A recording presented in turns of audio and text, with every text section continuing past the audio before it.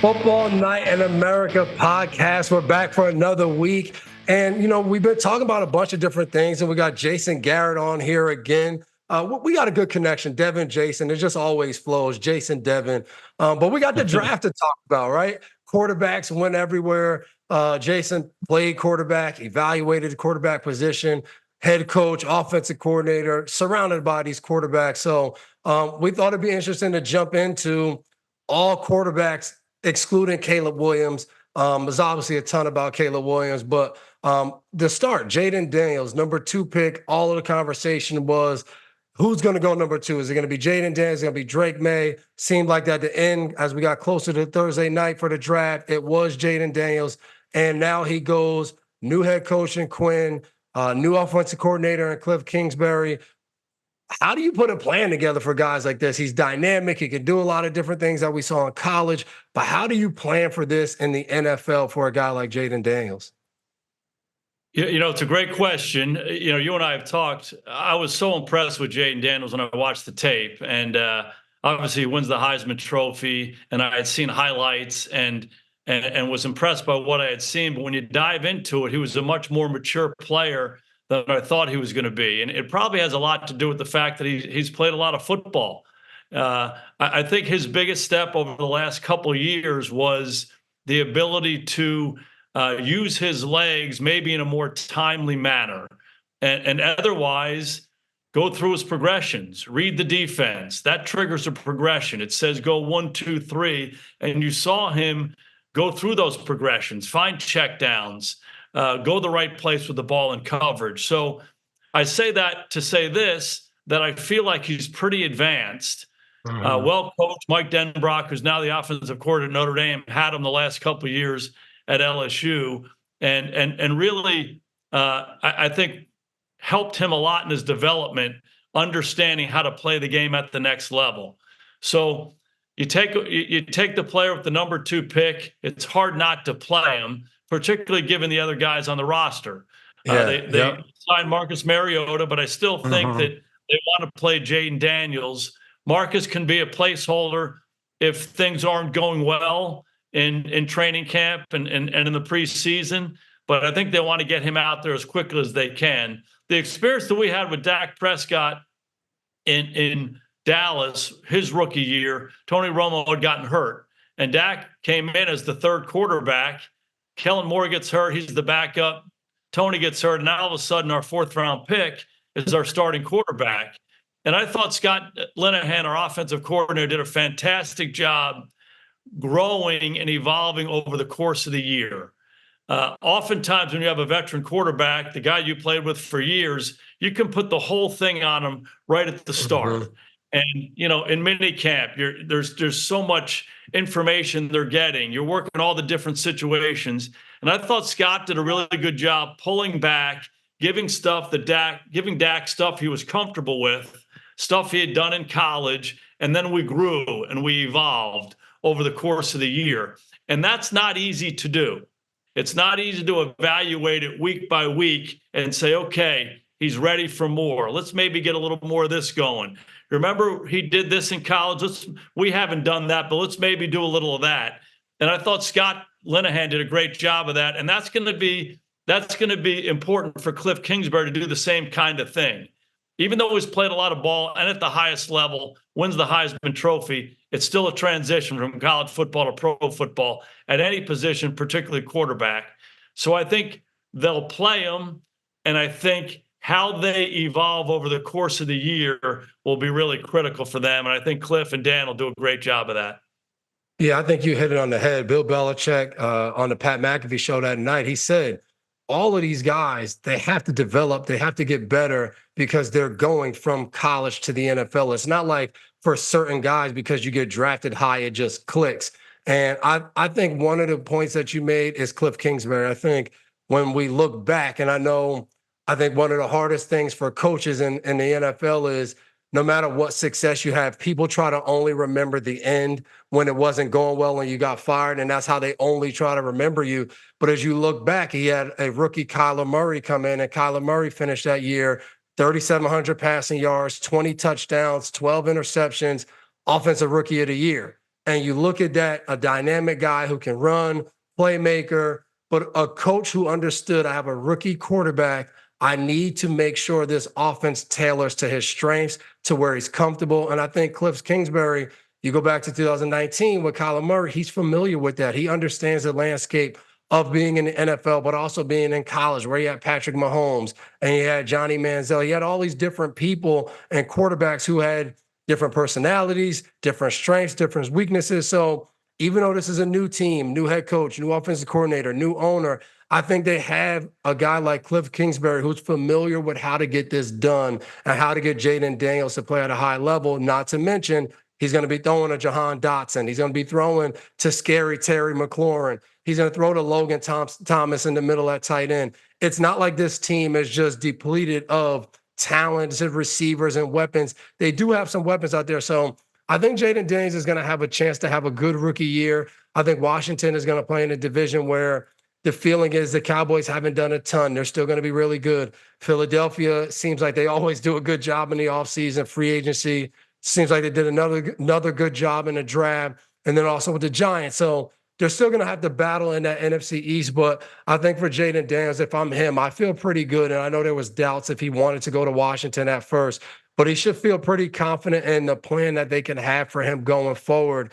Whereas I think, like, you look at the next team, you look at Drake Maye in New England, and you just said what Linehan did. I watched our team and that offense, even before I got there, of how it just, and they used to talk about it, how it just morphed and morphed and morphed into just more and more and more because of a guy like Brady. And I used to talk to Josh McDaniels, and he said, the hardest part of my job is not watching film and game plan. And he said, it's having answers for Tom. He said, because Tom comes in on Wednesday and he wants to know, all right, what are we going to do when this happens? What are you going to do when they run this defense? He's already watched so much film that he's now asking me all of these things. And he said, I'm looking at him like it's only Wednesday. We don't have every answer to every question on the test.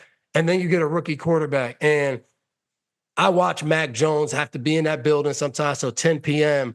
because of the amount of stuff that they were trying to do and they were putting on him. But I also watched a kid who could do it. And his rookie year, yes, he was draining a lot. It was tough for him, but I think he wanted it to be that way because he wanted success. He wanted to figure out how to be successful. So to watch that and to watch how hard it was to get a quarterback caught up to what a guy who had been there before him done for 20 years was was impossible.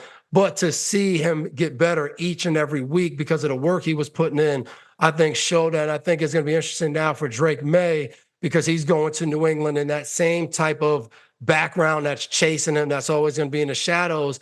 But this is brand new. You know, Alex Van Pelt is in there. He's going to have a new time. He's going to have to adjust. But they also have a guy in Jacoby Brissett who Van Pelt had in Cleveland when Deshaun Watson was out and suspended, and Jacoby took all the snaps as a starting quarterback. So I think that relationship is going to help Drake Maye, what they did together when they first got together in Cleveland, how they kind of game plan and what they did. And I think at the end of the day, I think you're the third pick in the draft. People are going to want to see you out there.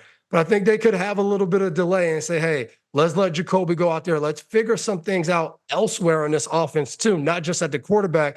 Who are going to be our receivers? Who's going to be our starting left tackle? Like, let's figure those things out before we send Drake out there to have to deal with it. And that's what I'm looking forward to see. What exact decision game plan wise does New England go with? Yeah, there's a lot of stuff to think about and work your way through. You know, one thing that I think Drake has, that Jayden Daniels has, that Cliff Kingsbury will be able to use as well down in Washington, is they have an ability to run. And so if you're a straight pocket passer, which there are probably fewer and fewer of those coming out of college these days, just because the game has changed. But when you're a straight pocket passer, and that's the only ball that you're playing, sometimes it's like, boy, this is the NFL. It's complicated. There's a lot of cover stuff they can do to you that you haven't seen before, all of that. When you're a guy who has movement skills like Jayden Daniels has in Washington and Drake Maye has in New England, it's a little bit like, hey, we can play this guy and we can run zone read type stuff. And that's what he did at North Carolina. That's what he did at LSU. And that's what he did wherever they came from. And so that transition thing goes away.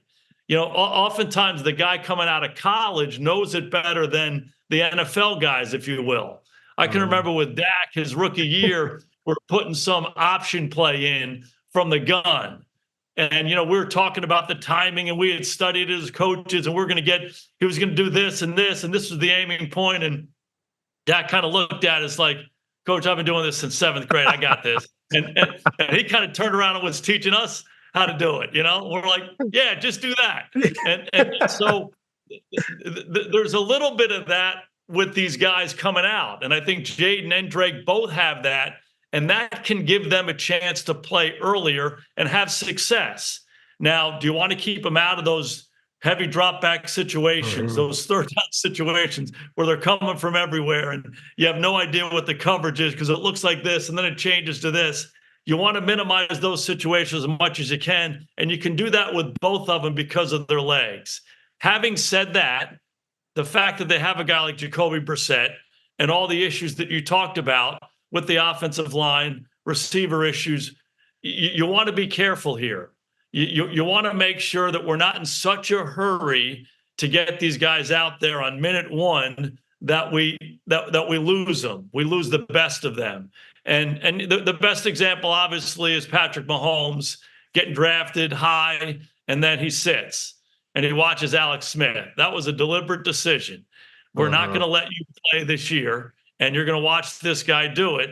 And I'm sure he was chomping at the bit. I'm sure in practice he was wowing them with these throws. Guys are looking at each other like, hey, I love Alex, but this guy's ridiculous.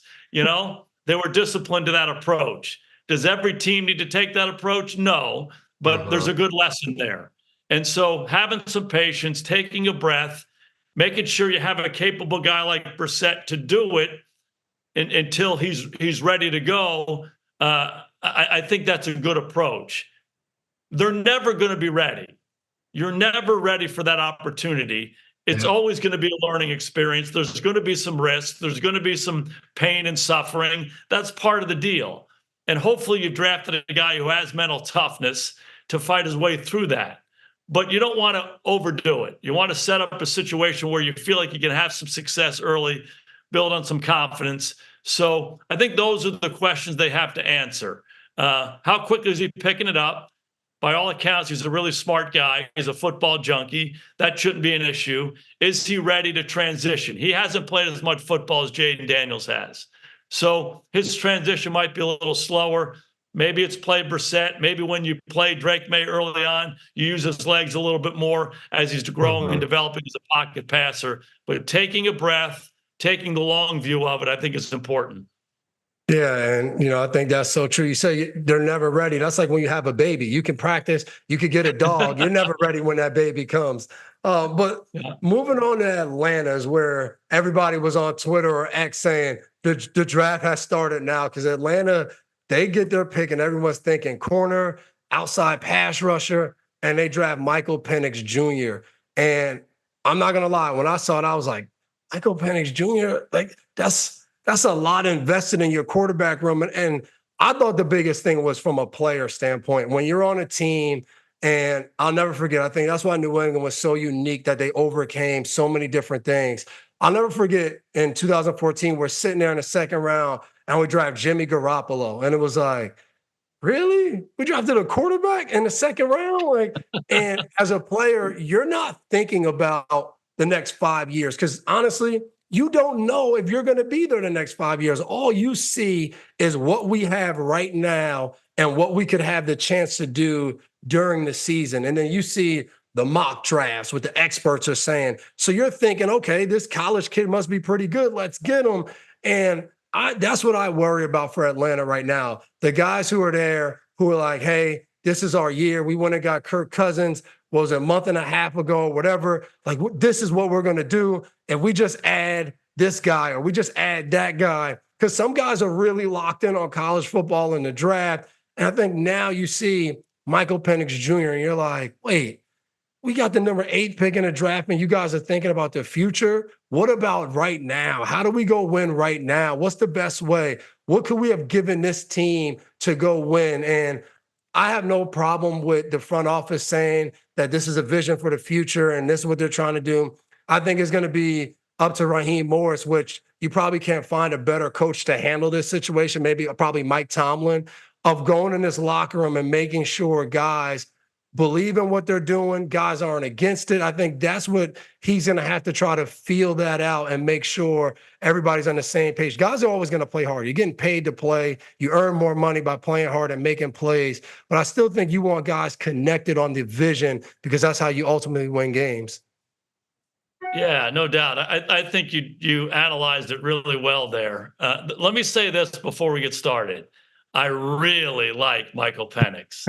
If you if you put the tape on, it's like ha ha ha. The ball leaps out of his hand, and I think he has the trait that all the great ones who's ever played that position have. He has instincts in the passing game. He moves his feet in the pocket when he's got people around him. The ball comes out. It's like sa sa. I mean, it's really, really impressive. And, when I watched him and I watched him again and watched him again, I'm like, he's got NFL drop back passing traits. And then, oh, by the way, he ran 4.58 at the combine. I'm like, what? Like, I didn't see that at all, particularly because everybody talking about his age, everybody's talking about the knee injuries, all of that. So there's some baggage with him, an older guy, a guy who's been injured. But when you put the tape on, I'm really impressed with him. And we're talking about a guy who's played a ton of football, who's played in pro-style offenses where he's dropping back, reading coverage, and the ball is coming out on time, accurately. He's ripping it in there. And that's what all the great ones who play well at the next level have. Oftentimes, people miss on quarterbacks because, boy, he's the perfect height. He's got arm length. He can throw it. He looks great in the workout. But that whatever that thing is, that instinct that all the great players at all positions have, you need it more at quarterback. And I think he's got it. Okay, so we start there. We love that part of it. This is pick 8. This is the 8th pick of the draft. So this isn't Brett Favre's in Green Bay. There's 2 great quarterbacks coming out in the draft. It's Alex Smith and Aaron Rodgers. San Francisco takes Alex Smith. A couple teams don't take Aaron Rodgers. He slides. And now this quarterback is sliding down the draft, and it's pick 24. They look at each other like, this guy's too good. Our grade is too high. This wasn't the design. We thought he was going to be a top 5 pick. Favre still has some time left, but let's take him. That's not this. This isn't, okay, it slides back. Hey, we trade out of 8. We go back to 18. We get a 2nd round pick. We get a 3rd round pick. We get this, we get that. And he's still staring at us. Okay, let's take him. We like him too much. We have him as a top 5 player. We're still going to get the linebacker, the rusher, the this, the that, with all these picks we've accumulated by sliding back. This is pick 8. We're staring at him, and we're taking him. I think most mock drafts would tell you that he was going to be there at 8. So the issue is not Michael Penix. The issue for me is not taking him in the top 10. The issue is 2 months ago, you just signed Kirk Cousins for $180 million, period. So do you try to look at the landscape and project forward and see if you can get guys? Yeah, but that's hard to do. That's why we used to always say they should really put the draft before free agency, but they'll never do that. But it's hard. It's a guessing game. But once you decide we're going to go get Kirk Cousins and pay him all that money, it's hard to turn around and take him with the 8th pick when you have a lot of other needs on your team. Now, let's go back to Raheem Morris. I agree with you. He's got a great way about him. I think he's a natural leader. Anybody who's been around him would say that. But again, this is his 2nd bite at the apple as a head coach, but it's his first year. He's trying to establish something. I always thought about the first player you take in your regime is telling. That was something I thought about a lot in 2011 when we took over. Tom Landry's first pick was Bob Lilly, one of the greatest players ever to play, Mr. Cowboy, 1960. Jimmy Johnson's first pick was Troy Aikman in 1989. Those are great picks. So this is gonna give you direction in your organization. We drafted Tyron Smith, and to me, he represented everything we wanted our team to be about. Right? I'm not saying Michael Penix isn't that, but it's an important symbolic pick as well. Yeah. Jim Harbaugh, with the 5th pick of the draft, took Joe Alt, Notre Dame. And he told the world that we're going to be tough, physical. We're going to win on the line of scrimmage like we used to do in San Francisco. That's who we're going to be. This becomes trickier. Are quarterbacks valuable? I can't tell you how valuable they are. 6 quarterbacks taken in the first 12 picks? Absolutely they are. But when you put it all together, it's going to be a little bit of a challenge. And you described it well. I hope Raheem is able to kind of manage the whole thing, because they've put themselves into a little bit of a quandary. But I really like Penix. I don't dislike the players. I just kind of dislike them together.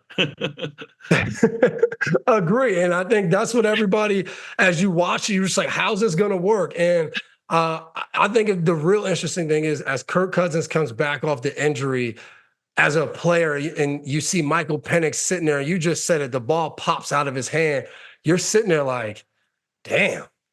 Well, like once he gets out there, what if he looks really good? Should we play him? So I don't know. I see a mess coming, and it's going to be interesting. And as we move on outside of the top 10, you got the Vikings, who everyone, they got to move all the way up to number 3 or number 2.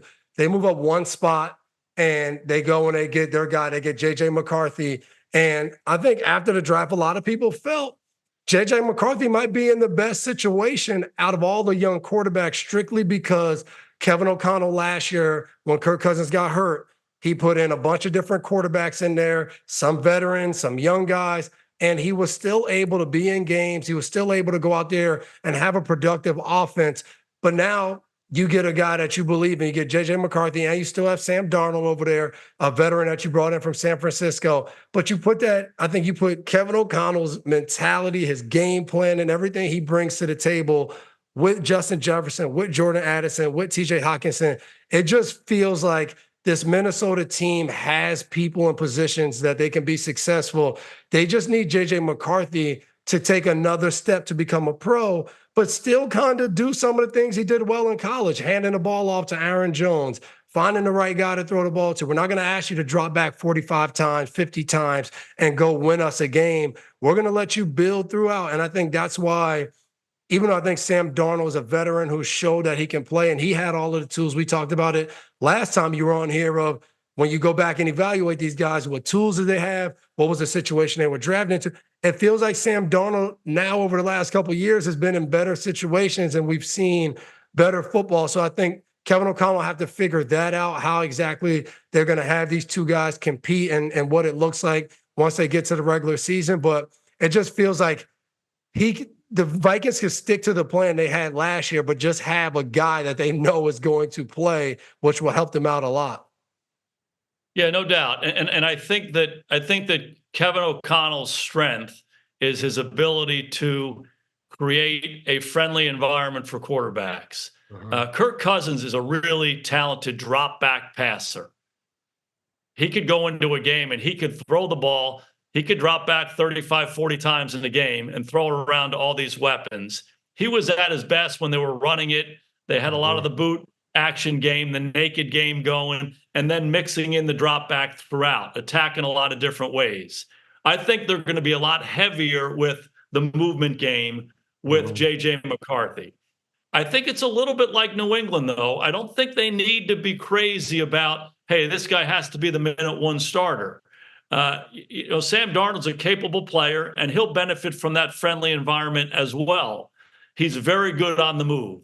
So get the running game going, get the movement game going, make the progression reads easy for him. Hey, throw the flat route, throw the over route, come back to the flat, all those things that are easier for quarterbacks to do rather than dropping back and deciphering all this coverage, handling all the pressure. Kevin O'Connell is going to create a good environment for either one of these guys. The question for me and McCarthy, and you and I have talked about this, in contrast to Michael Penix, who seemed to be every week he put it on his shoulders. He was dropping back a ton. He was throwing the ball all over the place. It was a very advanced pass offense to me. At Michigan, they ran the ball really well. They played really good defense. They go to Penn State, and J.J. McCarthy is 7 for 8 in the game, and they win.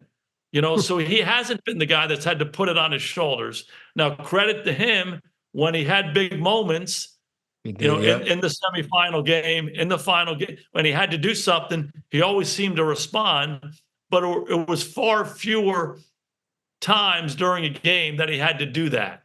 So I do think he's going to have to adjust a lot to that next level at the NFL to be a drop back passer. For me, everything you see on tape you just don't see that much of it. Enough. So I think he'll benefit from the movement game. He'll grow as a drop back passer. Having Darnold there and Kevin O'Connell there, I think will help him. Yeah, and I agree with you 100%. I think they're a team, Minnesota, because now you move up one spot, you get McCarthy, and I know we're talking quarterbacks, but then they get the guy that a lot of people mocked Atlanta to get, Dallas Turner, who gives another edge rusher to Brian Flores in that defense. So I think it's great when these quarterbacks can develop and win. I think it creates a confidence, creates an aura about you, and J.J. McCarthy is used to winning. So I think that helps him. The next guy, Bo Nix in Denver, I really want to hear your insight because I'm nervous because I don't know. We didn't play against Sean Payton and the Saints a ton when I was in the NFL. I know with Drew Brees, he put up unbelievable numbers. He's known as a great offensive mind. But everything keeps coming back to like Bo Nix can be a guy that drops backs and throws it around like Drew Brees.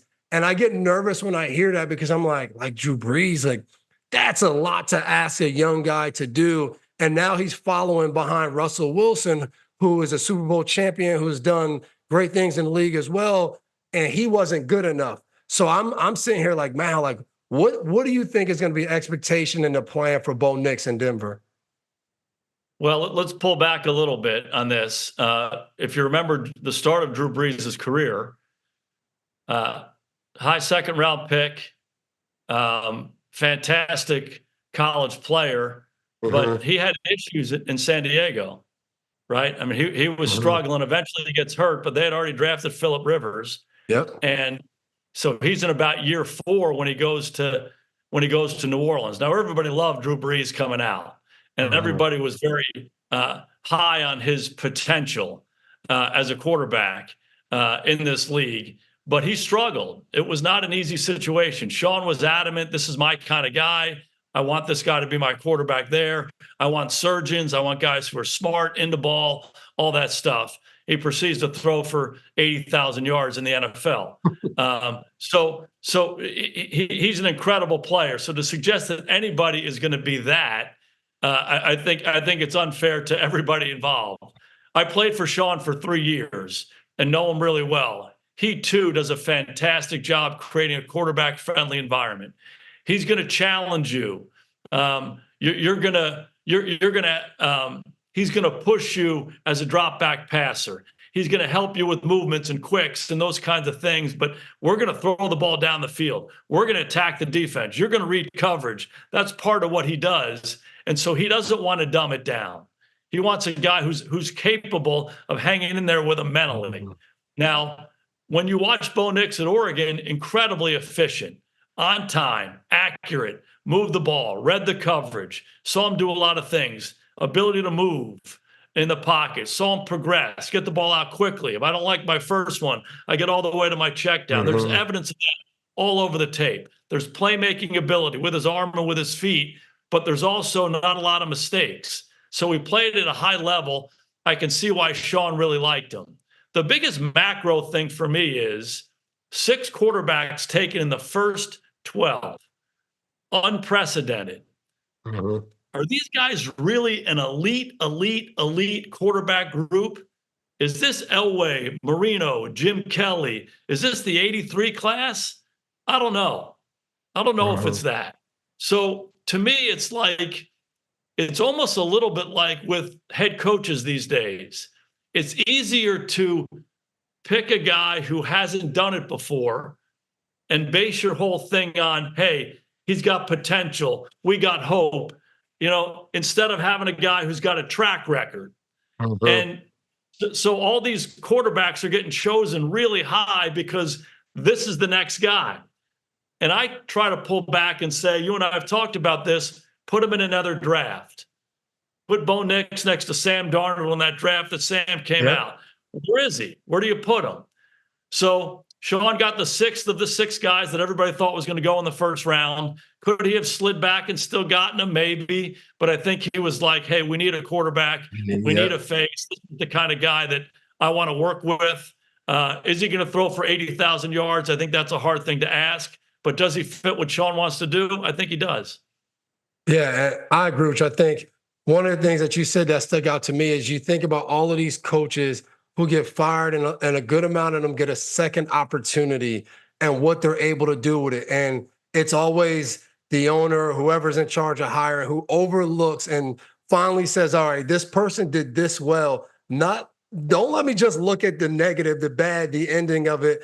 But it is like nowadays, that's like unheard of. Raheem Morris getting a job again was like, I think people expected it and they said he earned it and he deserved it. But it was like, well, there's all these other candidates, right? There's the Bobby Slowicks, there's the Shane Waldrons, there's all these offensive minds that you need to get who are young, who haven't coached. So I'm saying it first. Jason Garrett, if you want to coach, let's get Jason Garrett back in this NFL coaching. And I think it's going to some of these guys that know, for one, some of the things they expect. Like the way you just described plans for these quarterbacks, I think so many people are looking at Sean Payton and what Denver's going to do and forgetting what you just said. Phillip Rivers comes into San Diego. Drew Brees is on his way out, ends up in New Orleans with Sean Payton.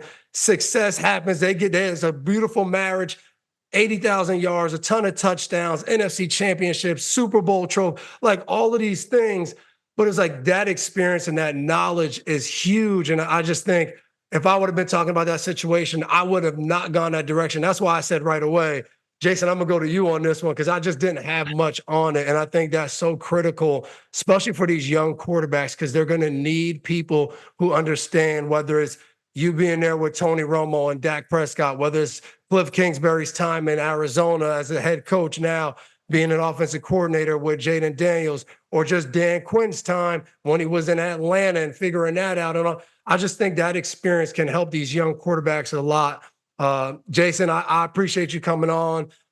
We got another Jason that's in the waiting room that's coming on. We got a lot of Jasons in here, man, but your quarterback and head coaching experience is second to none. Appreciate that, man. Hey, you're the best, Dev. Hey, give Jace a little bit of a hard time, you know? He's the second. He's my second favorite Jason. I know. He's by far. I'm the leader by a long shot in that relation. No, I'm not. Tell him I say hello. Will do, man. Good talking to you. You're awesome. See you, bud. What's up, J-Mac? We got Jason McCourty here with the Football Night in America podcast. This is your second time on here, man. Like, don't get ahead of yourself. We're never going to pay you to come on. This is just good football talk for you. It's good for you to learn from somebody that, is so well-versed as me and his football knowledge. So we appreciate you coming on, but also, man, you're welcome. You say you're not going to pay me. But you guys have like the #1 show year in and year out, not only in sports, but also on any television. You guys got something in the vault that you could go ahead and throw over my way. I mean, you made a lot more than me playing as well.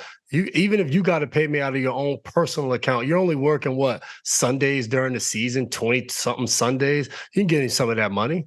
I'm working right now, but let's not get too far ahead of ourselves. There's the Olympics going on. NBC is a very busy company right now.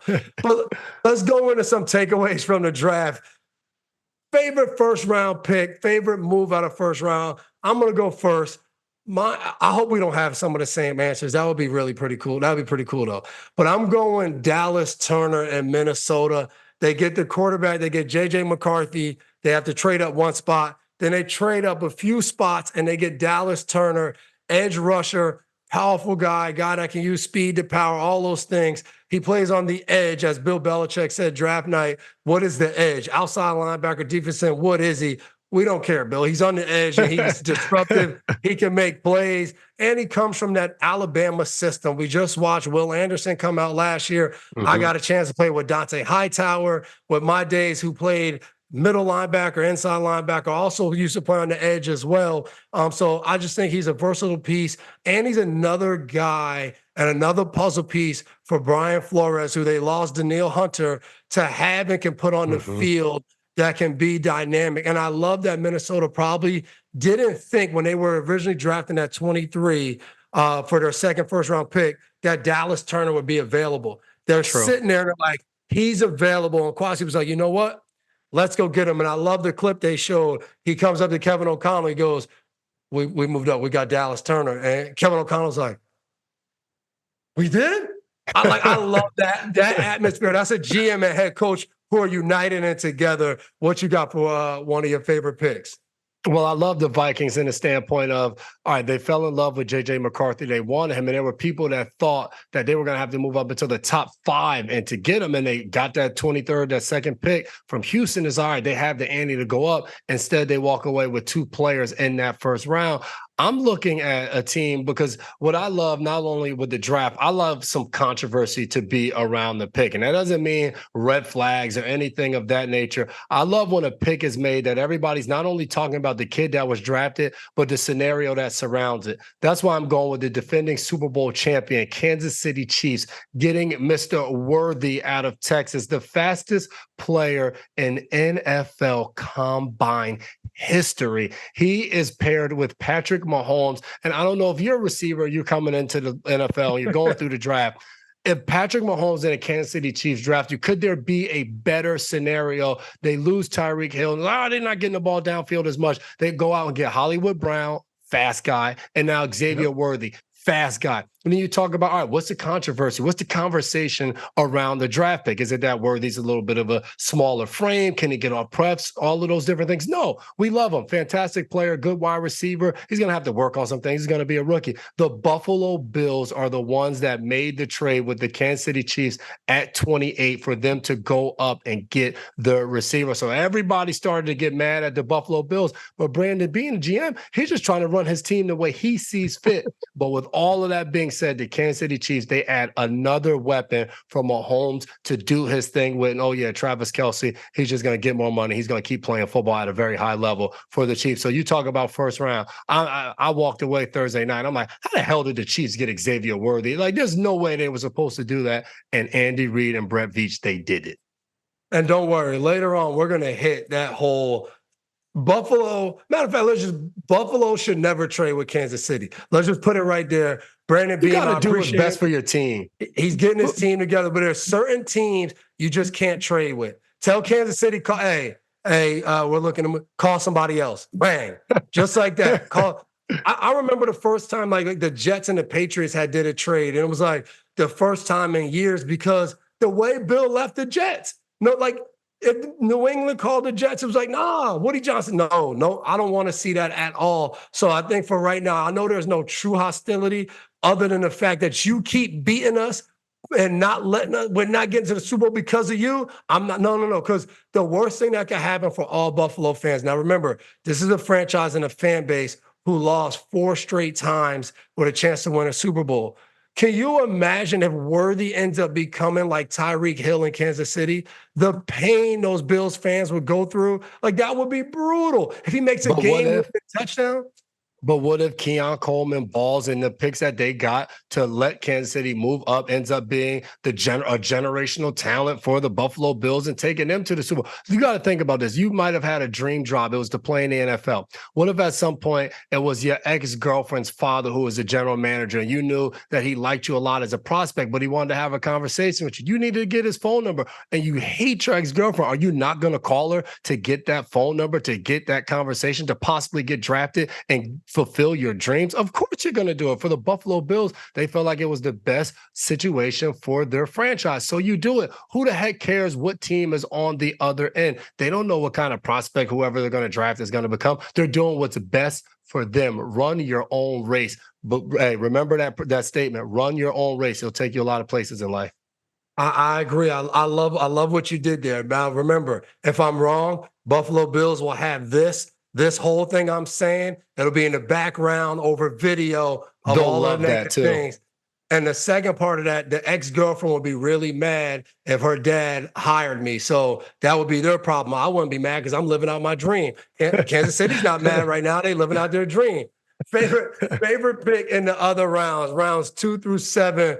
Who did you come up with as your guy that you love in that draft space?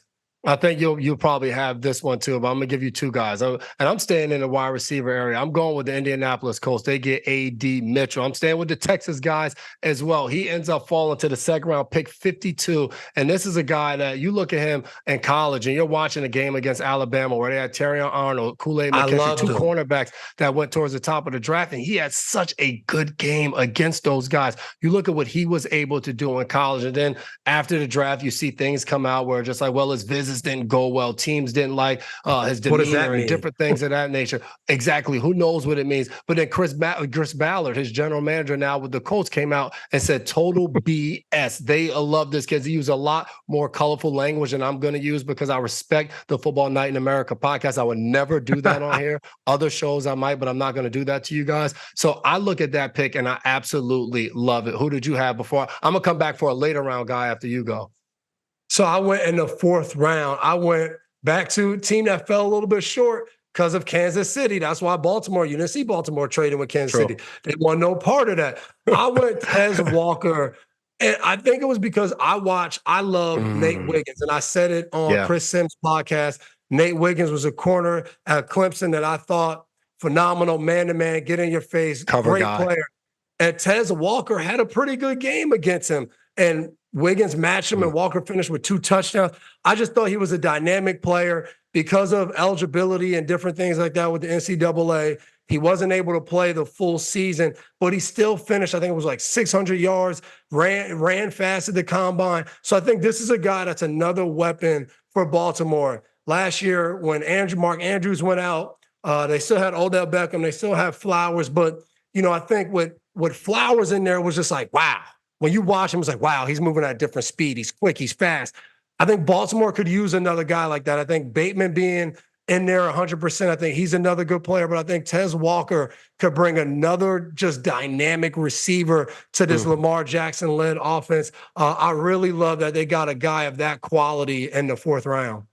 And I'm also looking at the Dallas Cowboys, and I was like, I have to pick a 6th round draft pick because that's where I was drafted. So I have a lot of love for those guys. Ryan Flournoy, wide receiver, Southeast Missouri State. Yes, on their jersey it just says SEMO, SEMO. There's a guy that says he models his game after Dez Bryant and just an athletic freak. Ran fast at the combine, 4'4", 39-inch vertical, 11 broad. So he did a lot of different things there, and his journey was really cool. 0 offers. He goes D2, then COVID hits, so then he goes to a JUCO, tears his ACL, and then finally gets to Southeast Missouri State, and he has a tremendous season. This is a guy that has a lot of upside. When you're drafted in the 6th round, you're always looked at as a project, but he is a guy that has some potential for them at that wide receiver spot. We know they have CeeDee Lamb. We know Brandon Cooks. Michael Gallup is not going to be back there, so it opens up the door for him, that 3rd, 4th spot to go out there and compete. And I just love guys that athletically are freaks. And now it's like, all right, can they put it together and actually go out there and become a really good football player for him at that wide receiver position?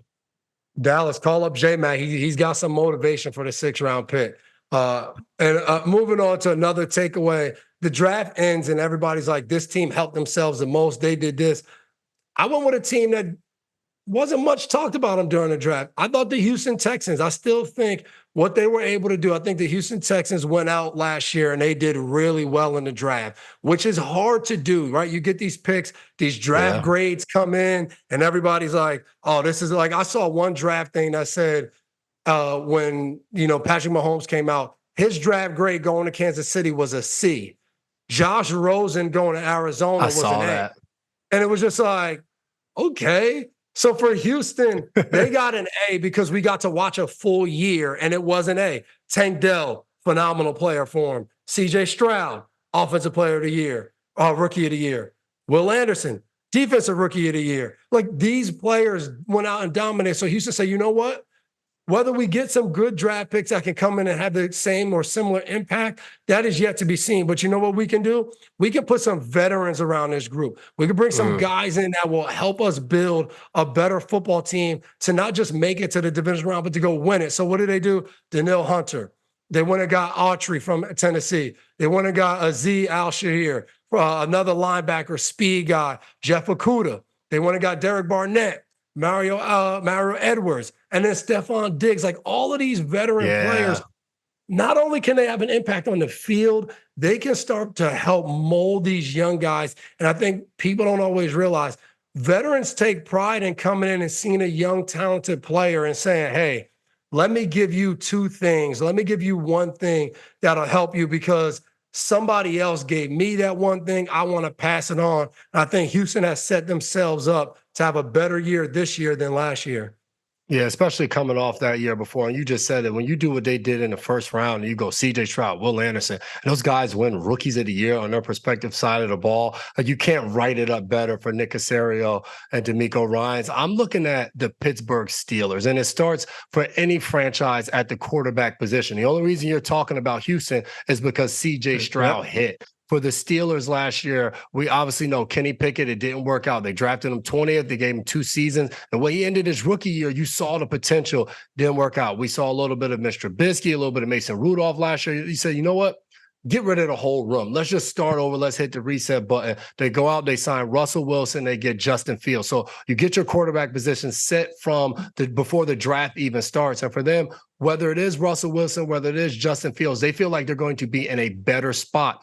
And my guy, Arthur Smith, he comes over there from the Atlanta Falcons. He was a tremendous offensive coordinator for the Tennessee Titans when they had Mariota and then it went into Tannehill. And their game was run the ball downhill with Derrick Henry time after time after time, and then going play action and throwing the ball over the middle. Remember, it was A.J. Brown on one side and it was Corey Davis on the other side, 2 bigger wide receivers. We know George Pickens is there. In the draft, they go out and they get Roman Wilson from Michigan to help them there. They also get Peyton Wilson on the defensive side of the ball, who was the best defensive player in college football, who just went through a ton of injuries out of NC State. And then they drafted 3 different offensive linemen early on in this draft. Because you know why? We got Najee Harris, Jalen Warren. We're running the ball downhill, and then we're going to go play action. So I look at what the Steelers have done, not only in the draft, but this offseason to try to get to Steelers football, what we've known forever of hard-nosed defense and then running the ball and just out-physicaling you.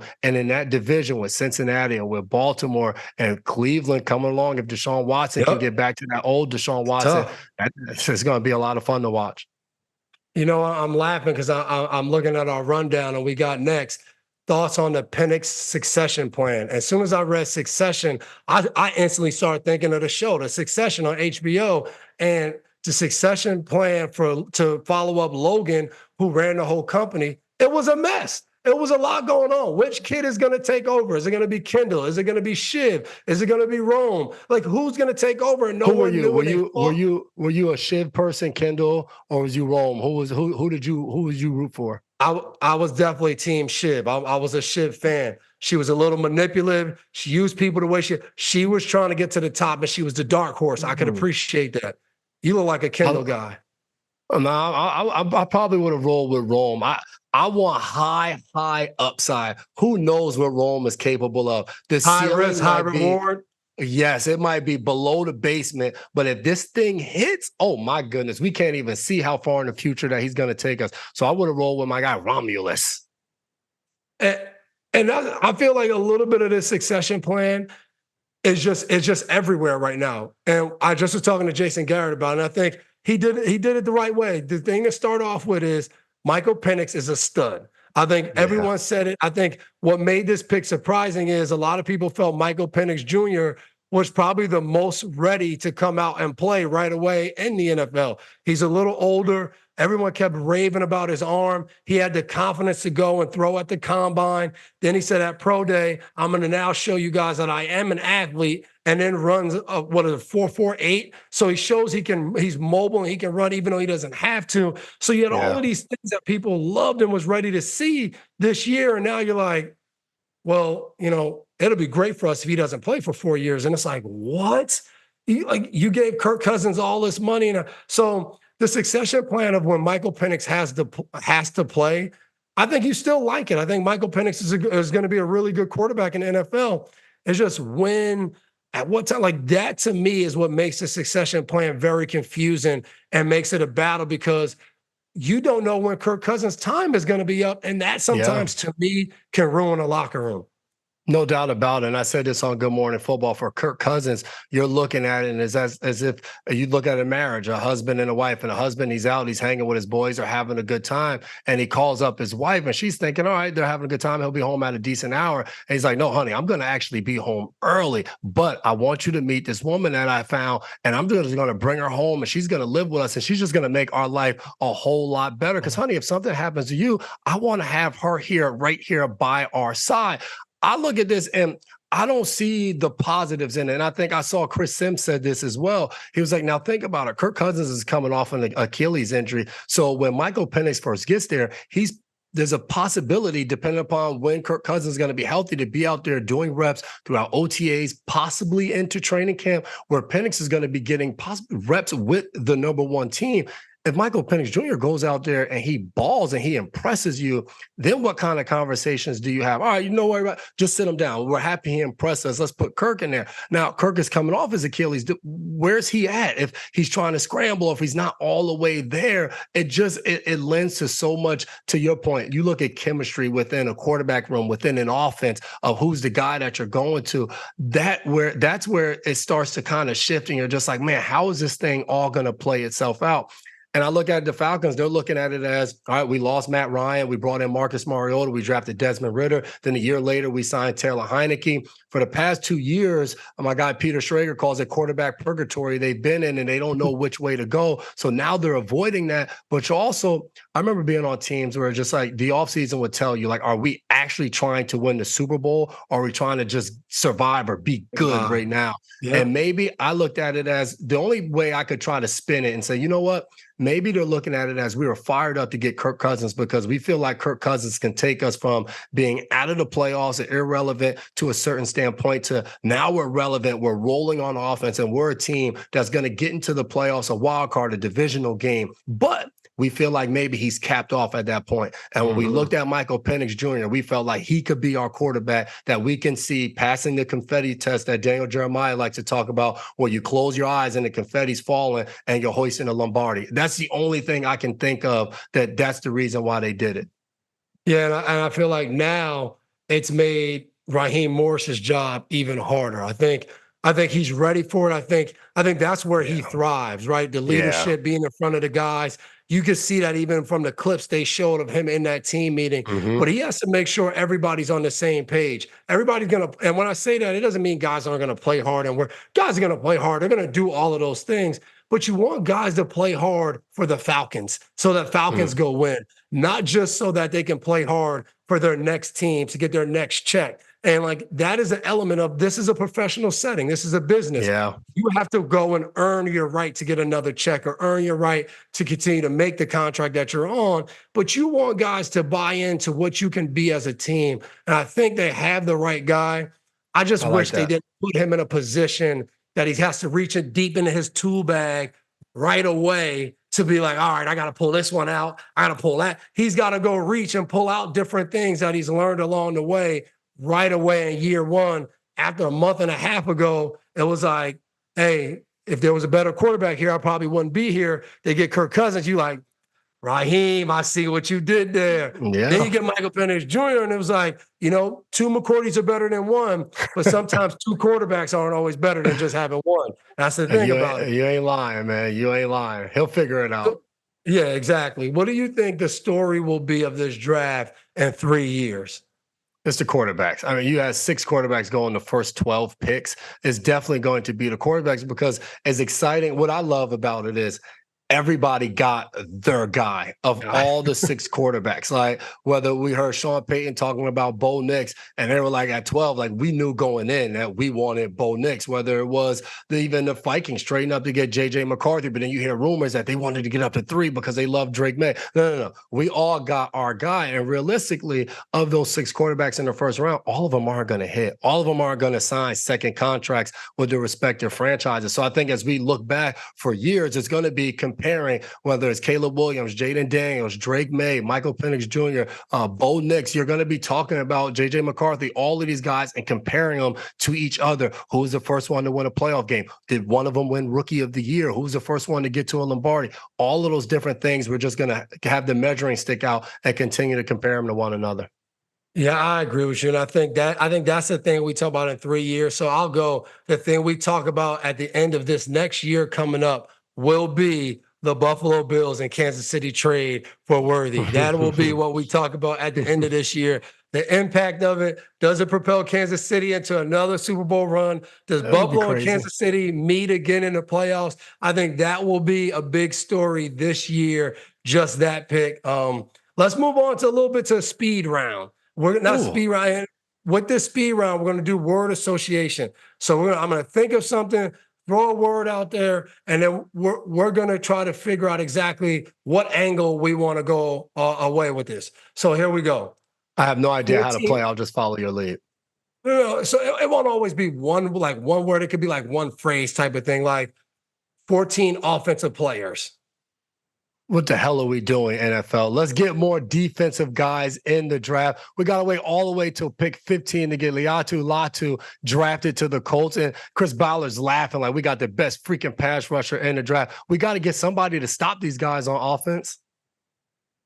I loved it because it was like, you know what? Defense doesn't win championships as an offensive league. Last 2 years, offensive scoring is down. And the league said, all right, let's put in the hip drop tackle rule so you can't tackle anybody. If you're coming from a certain angle, you can only jump on their back and go along for the ride. Bill Belichick said he liked it. Bill Belichick said get it out the game. He said he liked the hip drop tackle being eliminated from the game. You going against Bill? Yeah.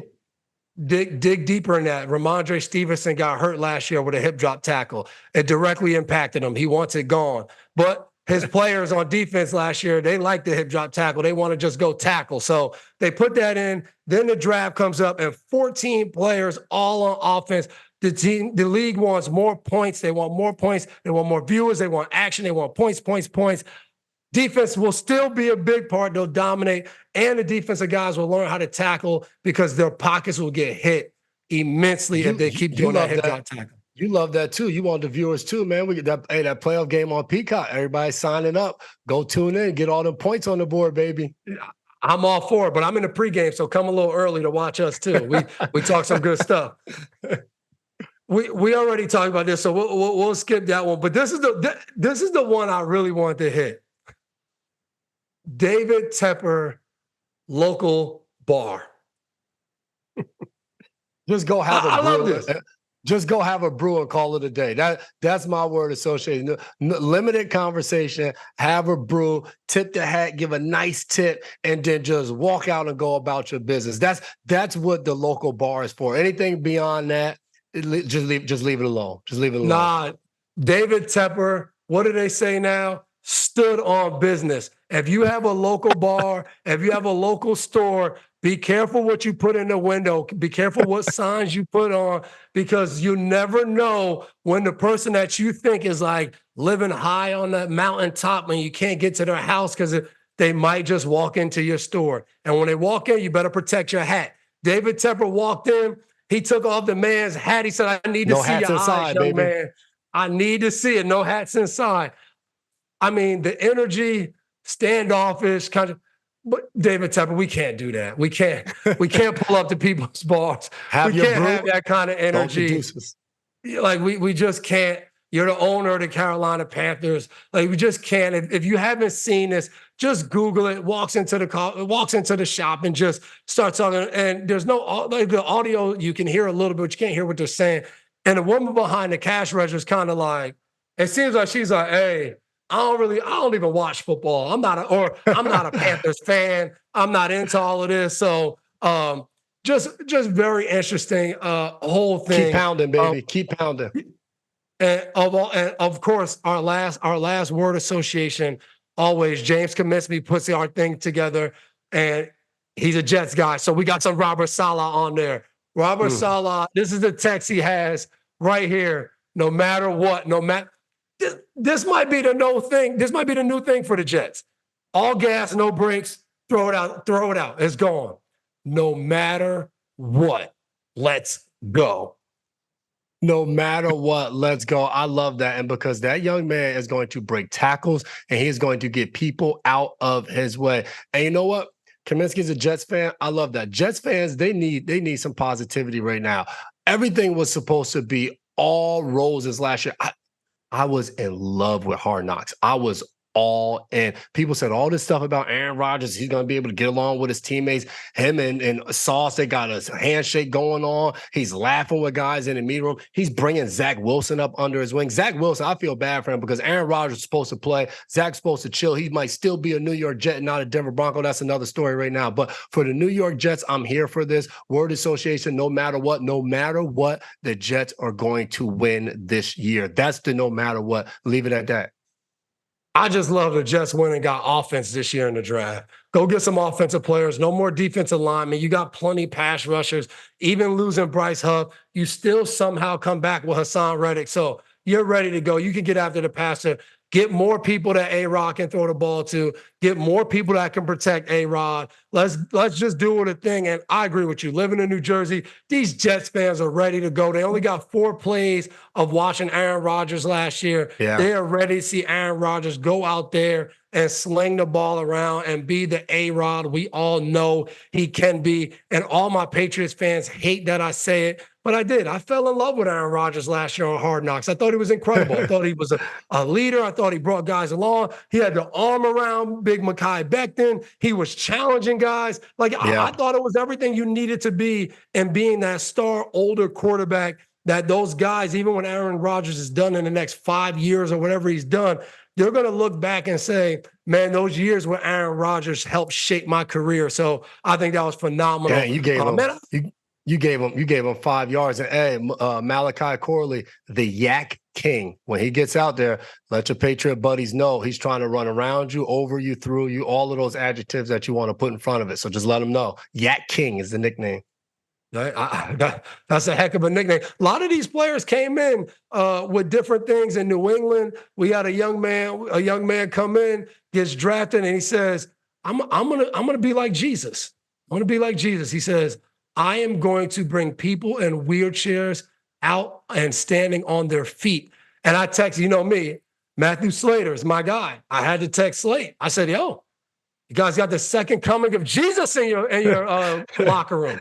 He has people who couldn't walk. They're going to walk. They're going to stand. Unbelievable to see that. So just so many cool things. I think the draft, everything about this process brings out the best in players, and they want to go prove it. So I love that. And that's everything for word association in our speed round, man. But moving on, I think the last part of this is the draft's over with. And I think a lot of people, like we said earlier, draft grades, this guy's going to do this guy's going to do that. The impact of rookies start as soon as they walk in the building. I think it's good to get a behind the scenes look at these rookies walk into chaos. Honestly, my rookie year was probably the hardest year of my career from the standpoint of you didn't know what to expect. All your days were long because you always had extra meetings. You started in the morning, extra meeting for whether it's defense, offense, special teams, you had that.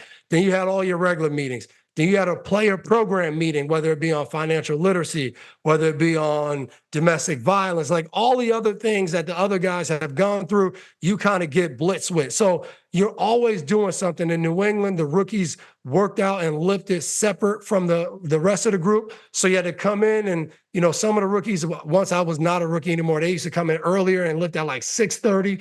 For me, we had to stay later and lift at 4:00.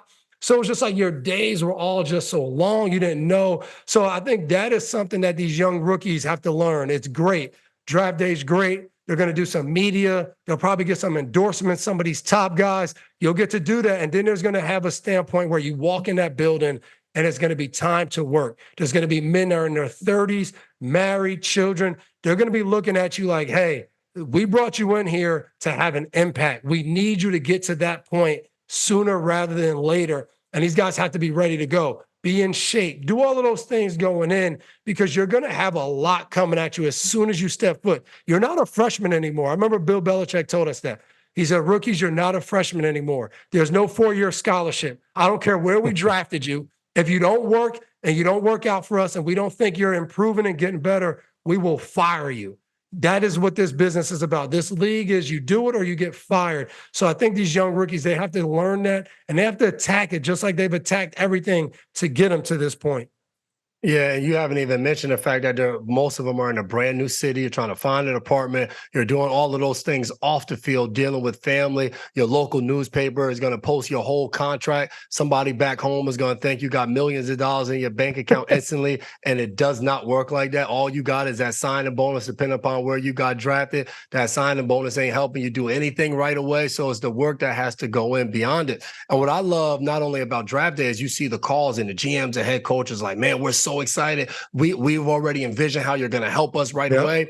And for me, being drafted 203 in the 2009 draft at the end of the 6th round, a coach telling me how I'm helping the team right now, man, that was just BS. That was just excitement for draft day because now I got to go out and make the team. So something I started with earlier in the show where I said run your own race, that's important for those guys because each guy, depending upon where you're drafted, rounds 1 through 7, but then there's undrafted guys as well. And everybody, there's a plate right there and there's only a few pieces of chicken left on that plate, and everybody is going after like a crazed dog trying to get their piece of the meal. So just know for those guys, when you show up, you're going against heavy competition. You're trying to show what you can do, and it's going to be a new world for your new playbook. Not only a new playbook, you walk into a building and instantly you don't know anybody. You don't remember what coach said good morning to you. You don't know what position he is. When you walk in the training room, you don't know which trainer knows how to tape a good ankle and which trainer's just starting out and they're terrible. You don't know what to eat in the cafeteria. You don't know. You don't even know where you're going. You get lost. You don't know exactly. So there's so many different nuances that you have to start to figure out. But I look at it as a rookie, just embrace it all, man. How fantastic is it that you're now in the NFL and you're living out a dream? Just take it all in. There's going to be some vets that are going to bust your chops. Let it go and enjoy the process of it. But for those guys, man, they've been brought into whatever facility it is for a reason because they have some form of talent. Go out there and showcase it. Give me what's the top J-Mac rookie story? I know one that you told me, but I'll tee up. Jason McCourty, final cut day your rookie year. Take us back to that. 2009, I was with the Tennessee Titans. Jeff Fisher was our head coach at the time. I get there. We drafted Kenny Britt in the 1st round, my college teammate. When he got there, they asked him about me, our DB coach, Marcus Robertson. And he said, man, he used to give me fits in practice. And Kenny helped me get drafted. I never spoke to the Titans throughout the entire process. No visit, no phone conversations, nothing. So I get there. I go throughout training camp. And I'm doing well in training camp. And I listen to the words of Mike Tomlin throughout our rookie symposium where he's like, rookies, when you get to your buildings, shut up. Don't say a word. Nobody wants to hear anything you have to say. And on your best day, it wasn't that good. On your worst day, it wasn't that bad. That motto carried me through training camp. End up playing good in the preseason games, doing well on special teams. So it came to that last day of cuts. And you know how it was. Like it would be 90 guys and it would go to like 80 and then 75. And then you'd finally get to that final cut. And for me, drafted at the end of the 6th round, when you get there, you start to do the numbers. You like, all right, like we got Cortland Finnegan starting at that corner. Nick Harper's going to be there, but Vinny Fuller plays safety, but he's the nickel corner. So that knocks another notch down. So I'm like 1, 2, 3, 4, 5, 6. So if I look at it, he was drafted. I'm about 8th when you look at all the cornerbacks, 8th on the depth chart. So they're going to have to cut him. So you starting to do the numbers. So it's the final day of cuts. And we used to have my guy, Steve Waterson, our strength coach, he'd walk around and you have guys in their locker, they're playing mad and you're going, I'm talking trash about, and you get that tap on your shoulder. Hey, Coach Fisher needs to see you bring your playbook. And then everybody just looks. So we had this players lounge, which wasn't really a players lounge. It was just like a few couches in a dark room. I'm hanging out with Kenny Britt. We got all the lights out. Kenny, he's just trying to be a good friend. He says he's high now. He's a 1st round draft pick. Hell, he ain't going nowhere. They done staked the franchise on him. He's fine. He's high now with me, hoping that they can't find me on cut day. I hide out the entire day. They don't come. I don't get no tap on the shoulders. The Grim Reaper don't find me. I'm like, I'm good. So then when we finish all our cuts, we go into the bubble and we go on the stretch lines. And I tell every rookie this story because it was the realest moment for me in the NFL because all throughout training camp, you know, you're in these stretch lines and we were by position groups and there's just lines of guys across the field. And after that last cut, you look around And there's so many people that are now gone that some will be brought back on practice squad. Some guys' NFL career just lasted 2 months and they'll never step foot on a football field again in an NFL uniform. And it's that fast that happens. And the crazy thing is this happens on a weekend. And then on Monday, teams sign guys who got cut by other teams, and then they release guys who thought they originally made the roster. So it's a crazy business, man, and you learn how to deal with it. But that cut down day, I remember calling my mom on the way from the facility after I got in the car, and I just screamed at the top of my lungs of excitement and calling my mom like, I made it. I made the team. And it was just such a great feeling. Who knew that it would last 13 years? Yeah, I see. I don't have any story like that because different than you, I was good in college. So I was a first-round draft pick. Well, Randy Moss just exposed you all training camp, but other than that, it was all good. I was low on the totem pole. He did that to a lot of people. So at least mine was only in practice. But for me, it was a funny thing of being a first-round pick. And the year before, you're in Tennessee, and you're like, yeah, Kenny gets his own room. They do this for Kenny. Like, being a first-round pick is awesome. I go to New England, and we were in our this is before they redid the meeting rooms. We were in our meeting room, and Bill calls me up in front of the whole meeting, and he was like, hey, Devin's our first-round draft pick. And I was like, oh, shoot, that's pretty cool. And he was like, hey, what we do here in New England, when you're the first-round draft pick, you get the honor of every day, you see that little key over there? You turn that key. If this door is closed, our meeting room got split. They had a wall, retractable wall that would go down and would cut the meeting in half so we go offense and defense. And this wall was so slow. It folded in, and then as you press it, it went boom, boom. And every single day, Scotty O, our special teams coach, would have a meeting for like 20 minutes before the squad meeting, and he would close it. So half the kickoff team here, half the kickoff team there, half kickoff return. And then I would come in at 7:58, and I would have to open it. I'd be up there, and then Bill will walk to the podium as it's finishing, and he would just stare at me as if like I was doing something wrong because it was supposed to be open earlier. And then I would have to run up to my seat, and then I would have to go close it. And the key was on the offensive side. So Billy O'Brien starting to coach, but then I had to walk in front of him to go back through the door to go to the defensive side. It was just like, but it was also a reminder of like, we don't really care. You're the first round pick. You're just like everybody else. But that key sucked. I couldn't wait till the next year. I was like, Nate Solder, that's your key. You turn the key now. But that was the reward in New England for being a first round pick. Not much to take home. And then you guys won a Super Bowl. You got a better building that no longer needed a key to close a room, and you had enough rooms to conduct meetings for both sides of the ball. So that's awesome. You helped bring them back to stability from that standpoint. Thanks, man. You're similar to the other Jason that was on me. Jason Garrett, give me way more credit than I need. I appreciate that. I need more people like you guys in my life because my wife. Jason Garrett was believable. Mine was just sarcasm. I actually have no love and respect. You just joined a team that had Tom Brady and Bill Belichick. Well, that's why Jason Garrett's my favorite Jason. And with that being said, we want to kind of thank Jason McCourty for coming on today. We appreciate you jumping on the FNIA podcast, having a good time. See you guys next week, having a good time and getting ready for this football season. Let's go.